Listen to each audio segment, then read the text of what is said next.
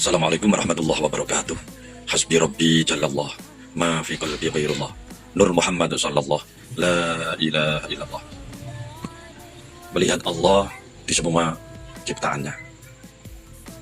Melihat Allah di semua ciptaannya berarti memahami keberadaan dan sifatnya melalui perwujudan ciptaannya. Seperti alam semesta, kehidupan dan manusia sendiri, ini adalah cara Allah untuk mengenalkannya atau cara Allah untuk mengenalkan dirinya. Saudaraku, melihat Allah melalui alam semesta. Alam semesta dengan segala keindahan, keteraturan dan keajaibannya adalah bukti nyata keberadaan dan kuasa Allah. Dengan mengamati bintang, planet, dan fenomena alam, manusia dapat menyadari betapa agung dan maha kuasanya Allah. Jadi kita ini bisa melihat Allah. Melihat Allah melalui kehidupan. Kehidupan dengan segala keragamannya. Mulai dari tumbuhan, hewan, hingga manusia adalah manifestasi dari kebijaksanaan dan rahmat Allah.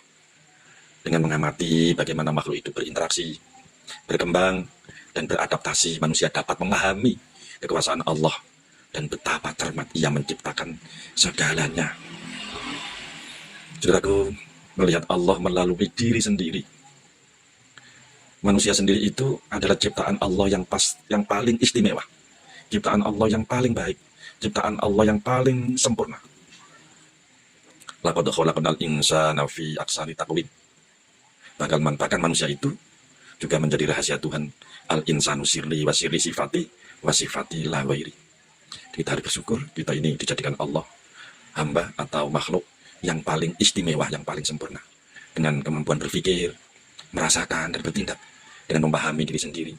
Seperti kita dianugerahi oleh Allah kelebihan dan kekurangan. Manusia dapat lebih menghargai ciptaan Allah dan menyadari betapa kecilnya diri ini di hadapan Allah. Ini pandangan syariat. Di pandangan hakikat, diri kita ini sesungguhnya hanya bayangan. Diri kita ini semu, diri kita ini palsu. Berarti kalau palsu, hakikatnya tidak ada. Saudaraku yang dirahmati Allah, makhluk itu adalah bahasa Tuhan. Jika manusia menulis surat dengan tinta dan kertas, Tuhan atau Allah menulis surat-suratnya kepada kita dengan langit, bumi, banjir, cinta, kerinduan, kebencian, kekecewaan, dan lain sebagainya. Semua itu ayat-ayat Tuhan, petunjuk Tuhan. Tapi sayang, banyak orang yang tidak membacanya. Ketika Tuhan mengirimkan hujan, kita kesal, marah. Ketika Tuhan mengirimkan sesuatu yang kiranya membuat kita itu sakit, kita kecewa, dan lain sebagainya. Padahal semua itu adalah bahasa kasih Allah.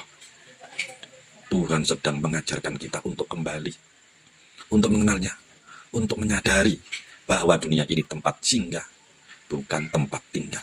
Semua makhluk ini hanyalah bayangan, bukan nyata. Hari ini kita masih dalam kekurangan, ya jadi besok kita kaya raya. Hari ini mungkin kita lagi sakit, besok bisa kita menjadi sehat. Untuk itu tetap kita semangat, karena Tuhan tidak akan pernah pergi. Wa huwa ma'akum aina ma kuntum. Makhluk pergi agar kita tahu bahwa Tuhan masih ada. Makhluk berubah agar kita tahu bahwa Tuhan itu abadi. Makhluk mengecewakan kita agar kita tahu bahwa hanya Tuhan yang benar-benar mencintai. Oleh itu, saudaraku, jangan berhenti di makhluk. Makhluk itu sedang dalam perjalanan. Tujuan utama adalah Tuhan atau Allah. Jangan pernah berhenti pada rasa, pada dunia dan rezeki. Lihatlah segala sesuatu sebagai nur yang menuju ke arahnya. Hanya dengan mata pencerahan kita dapat melihat bahwa ini semua adalah bahasa Tuhan. Dan yang terpenting, kita dari Allah akan kembali kepada Allah. Inna lillahi wa inna ilaihi rajiun. Tujuan akhir kita adalah bisa kembali ke Allah dengan selamat. Dari Allah kembali kepada Allah, dari nur kembali kepada nur. Ini adalah manusia yang benar-benar sudah mengenal Allah, sudah bermakrifat kepada Allah, dan dia tahu jalan pulang. Mudah-mudahan bermanfaat. Wassalamualaikum warahmatullahi wabarakatuh.